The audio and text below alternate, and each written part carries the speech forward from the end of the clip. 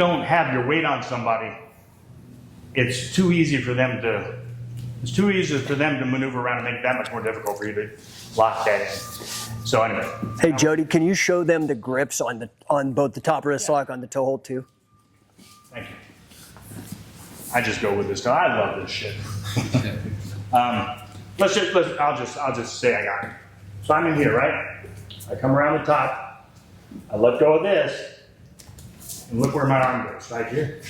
Now I'm in here. I'm underneath. This is another thing I'll tell you about in a minute. I'm underneath, and instead of here, because that's where his most mobility is, I'm out here. Because that's less for most people, except for this little shit. He's rubbery. Okay, I'm not here, I'm in here. I also, from here, kind of mean stuff. I'm also, when I'm in here, I can come through here and straight back. So I've got to throw from there for a while. And also land straight up. Every time I would, especially in close contact throws, anytime I got the opportunity, I would move my legs out of the way. Because, again, that's what Wade said, if I've got anything planted, right, I'm taking weight off of him. Anything planted at all puts weight back on me, takes it off. I don't want to do that. I want to give him everything. I want this little guy, this guy right here, I want him to carry 210 pounds. At all times. Because you do that for a little while, and unless you got great condition, you blow up. Okay, second thing, one other thing. I used to do a lot of what they call tapping. I don't know how much you do now, but for me, tapping was instrumental in, again, taking a guy off to the side or moving him in the direction that I wanted, because when you tap, like when you tap a leg or you tap an arm downstairs, when you tap, what I mean is you block. So you tap, block. I block, and then I move you to the side where I'm blocking you, and you have no way to put that sprag out. We call it a sprag, right? You have no way of doing this. You have no way of doing this because I blocked. So real simple shit. I love this because nobody does it. So we go here, we block this, buck under, go behind, right?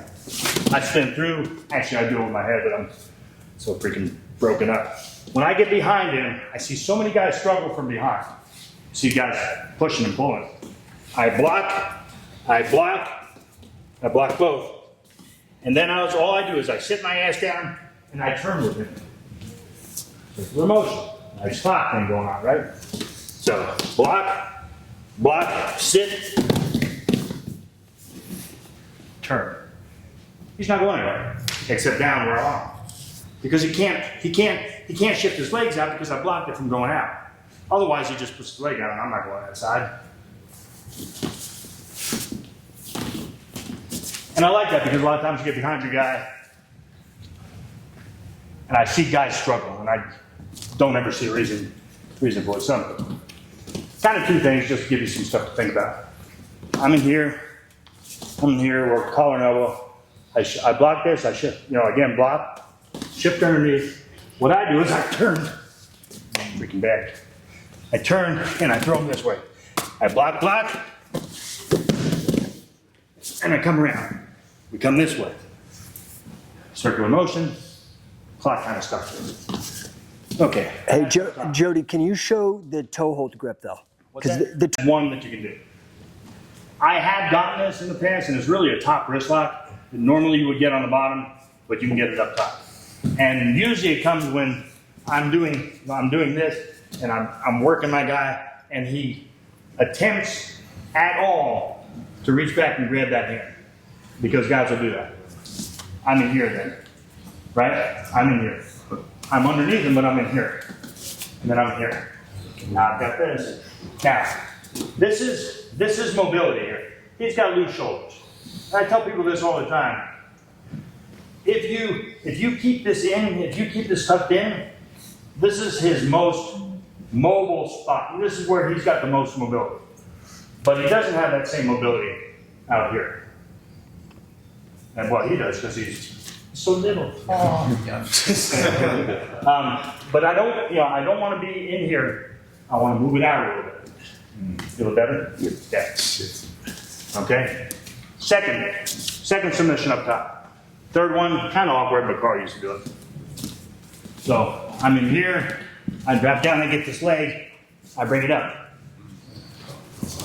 Guys, get over and see it. Wow, okay. Listen, Jesse. The best indicator when you're doing submission of whether or not you're doing it right is the guy you're doing it to. So two things happen. One is if I'm doing it to somebody, I'm doing it slow and nice and easy. It's gonna hurt. I'm doing a submission. It ain't ballet. But then it's up to him to go, yep, you got it. Or to say, no, you don't have it. And once you really get proficient, you start pulling a guy in directions to make it a little bit more uncomfortable for yourself. So you let him know where it hurts the most. So you play off of one another to become the best practitioner you can. If the guy's not working with you and you're not working with him, you're just going through the paces. Okay? Let's get it, guys. 1, 2. There's no strength involved because I've set it up the right way. Because I've used all the little tricks of the trade, which is knowing where to set him here, how to snake that in to make it tighter. We also call that taking up the slack. One of the differences between Carl and a lot of guys who are practitioners and what made him so great is he took up the slack. He never gave you a lot of wiggle room. So because of that, painful. So let's everybody at least give it a shot. Try it. I'll go through it one more time. Guys, circle in if you can't see it. Come in close if you can't see what he's doing, especially on that side. Basic again. I'm gonna shift. I'm in my good stance. I'm gonna shift. Knock this down. Come in here. Bring his head in here. Come across. Snake it in. Grab that, and then it's just that wrist going up. Everybody want to give it a shot? Let's go. 1, 2.